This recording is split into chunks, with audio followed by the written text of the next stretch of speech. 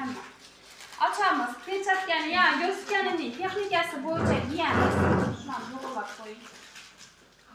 Yadlaringizda qalbdagi videosini ko'rsataysizlar. Ina, pechatka yeyish texnikasi. Olamiz, ushlaymiz, yeyamiz.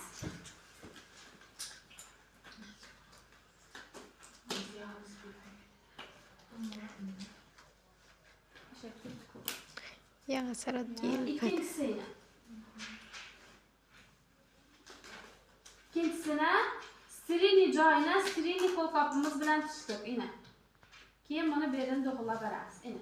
Pechatka giydik. Endi bemorlar muolaja maqsadi tushuntiriladi. Men sizni venangizdan qon oljakman yoki sizga inyeksiya qiljakman. Olamiz, 2 dona paxta sharchasi tayyorlaymiz. Keyin spirt ochiladi.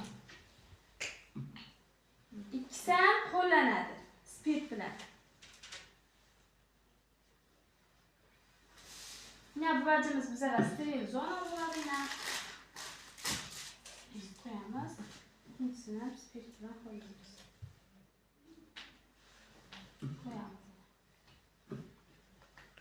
Evet, şpris tekşirler. Açkanımızdan ki bemorni göz aldığında açasılar. Başka yerde açmışlar. Çünkü bemor ishonmasligi mumkin. Mana toza shpris tutmasa yo'q muddat. Keyin sizni turli xil nelar gumonlar qilishi mumkin. Shuning uchun shprisni oldinda ochib tekshiramiz hamma yerini. Uji siniq emasmi, yana aytganlaringizdek, keyin ishlab turibmi? Ko'ramiz endi. Ko'rdik, normal. Endi buni ham qo'yamiz. Keyin bemorni bir paxta bilan jugut tanadi.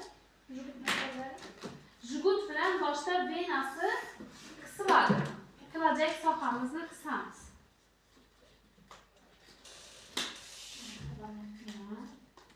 Jugutni o'rajakda shunday o'raman, ayna. Ko'rdingizlarmi? Dapaya qarashlik, pastda tursangda bilib-bildidan biza o'rada yerimizda xalat qilib beradi. Shu dapada turishi kerak. Keyin yetishamiz o'ynayoz, bir ipidan tarsam yechilib ketadi. Keyin bir paxta bilan umumiy zonasi tozalanadi. Hamma yeri tozalanadi. Chunki biza bilamiz, bemor nerdan chiqyapti, balki mol boqib kelaturgandir, bilmaymiz. Tushundingizmi? Shuning uchun shuni tozalaymiz, ina kir chiqdi. Odam shuning chiqadi. Ikkinchi bilan ina urojak, ishida venasi bor-ku, shuni tozalaymiz.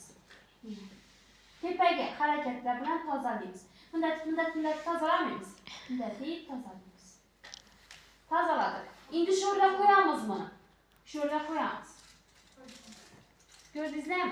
Chunki pastga qo'yamiz. Shprisni olamiz. Shprisni bir kasb tarafi dapaya